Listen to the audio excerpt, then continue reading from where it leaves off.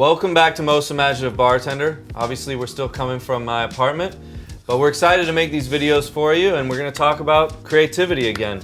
Absolutely. And these videos are going to show you the creative outlet of the 12 most imaginative bartenders. We're going to have a deeper look into their passions, their dreams, and what they like to do. Totally. Emilio is coming from San Francisco. Yes. He's an amazing bartender, but I don't know about you, his videography is pretty stunning. You can also watch the Milo's work on his social media called Equal Part, which is gonna blow your mind. Yeah, no joke. And I loved how he translated his creative outlet of videography into his cocktails when he did MIB. It was really powerful, the drinks that he made. Absolutely. Well, let's see what he's got to show us today. Let's do it. Hey guys, my name is Emilio Salehi. We're here in San Francisco, and I'm really excited to talk to you guys today a little bit about videography. When I first started videography, I really just wanted to make cool travel videos when I went on vacation. The problem with that is that I found myself behind the bar working more than I was on vacation. So that kind of became the subject that really drove me to learn how to do this. Being part of Most Imaginative Bartender has been extremely rewarding because it really reaffirmed my style of creativity. Being around other people like me who are also creative is absolutely a catalyst for my creativity and would be for anyone's. I also love how it really forced us kind of out of our comfort zone, and that's really how you grow in anything that you do.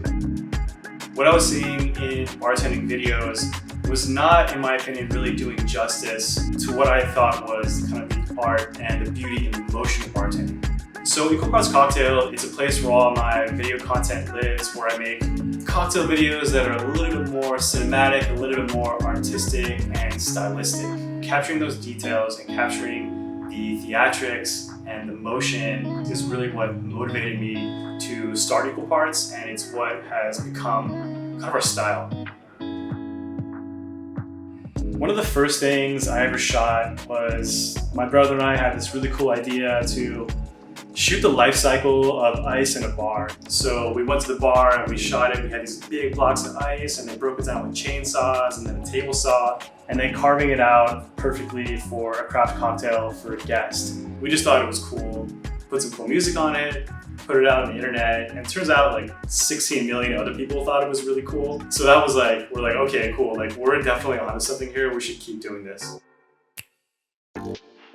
There's really never been a better time to try to learn how to shoot video, how to take photos.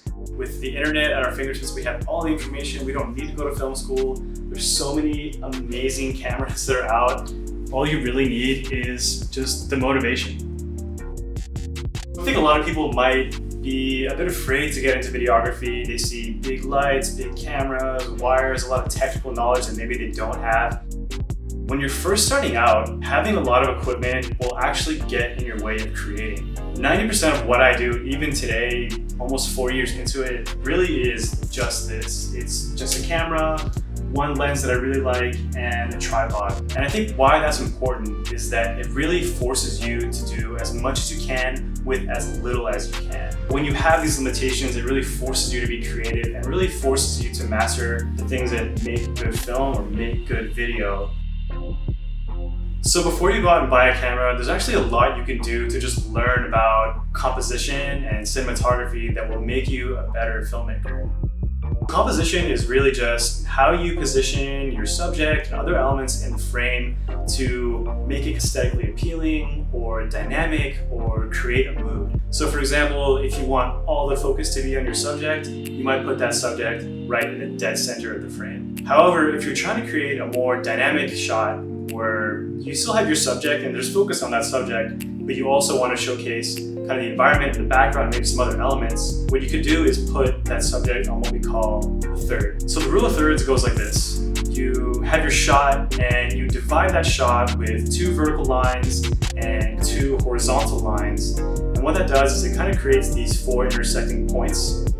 And by positioning your subject on one of those points, you're really drawing attention to that subject, but you're also allowing there to be kind of like a visual conversation with the subject and the surrounding, and you can use that composition to guide the viewer's eyes around the shot.